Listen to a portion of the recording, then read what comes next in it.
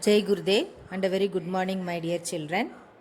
Today, in this recall session, we are going to see about horizontal projection. Okay, horizontal projection is one where we are giving initial velocity from a height and throwing an object is called as horizontal projection.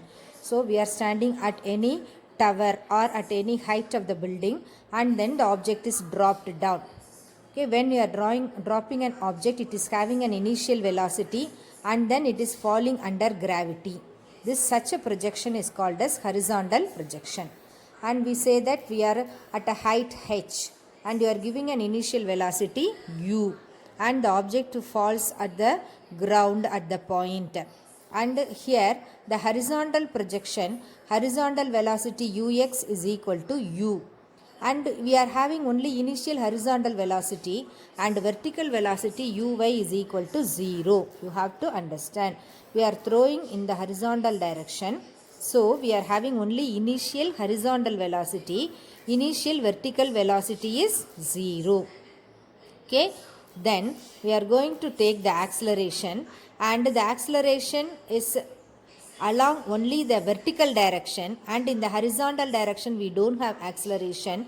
So ax is equal to 0. The object is falling freely, so ay is equal to g. Object is falling freely.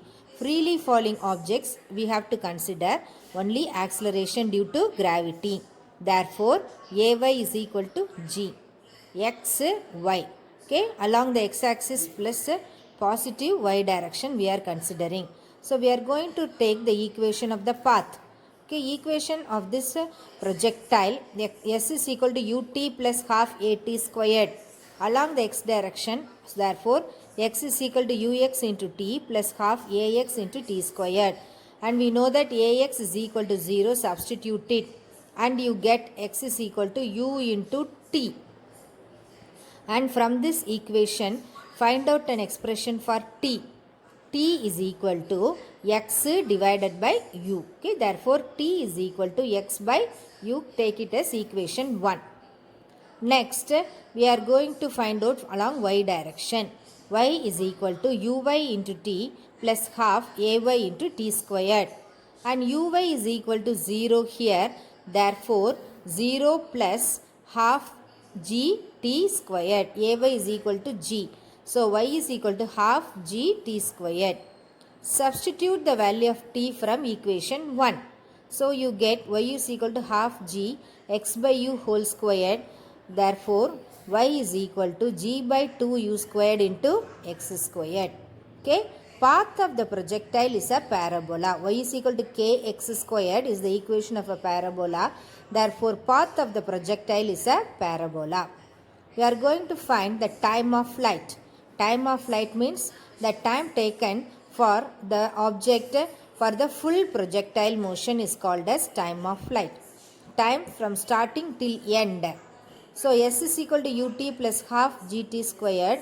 Here uyt plus half ayt squared. Okay, here t is the time of flight, and you know that uy is equal to 0 already. Therefore, and for this time of flight uy is equal to 0 and a is equal to g, and the height is equal to h. Therefore h is equal to half g t squared, and we need an expression for t.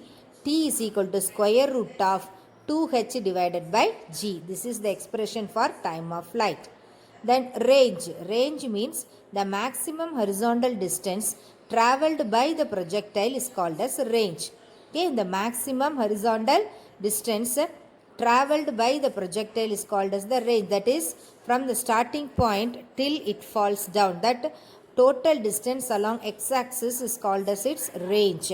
Okay, range is the horizontal distance. So along x-axis we have to take x is equal to ux into t plus half ax into t squared, and this distance traveled is considered as range. So, and you know that along the horizontal direction acceleration is 0. Therefore ax will be equal to 0. Along the horizontal direction already we have told that ax is equal to 0. So r is equal to u into t. Substitute the value for time of flight, u into square root of 2h by g. Next we are going to find out velocity at any instant. அப்போ velocity at any instant means velocity at any time means we have to find out the resultant velocity along x-axis and y-axis, vx and vy. Okay, so vx and vy we are considering here, and here vx vy total velocity is equal to square root of vx squared plus vy squared. Okay, total velocity, that is resultant velocity, vx along horizontal direction, vy along vertical direction, and the resultant velocity v is equal to square root of vx squared plus vy squared. Okay, v is equal to square root of vx squared plus vy squared. So v is equal to u plus at formula we have to take. Vx is equal to ux plus 0 into t. Already we know that along x-axis acceleration is 0. So Vx is equal to u. Vy is equal to uy plus ay into t. And you know that uy is equal to 0. Therefore, Vy is equal to gt. Okay, Vy will be equal to gt. Substitute these two values in the resultant expression. Vy is equal to g into t. And v is equal to square root of vx squared plus vy squared.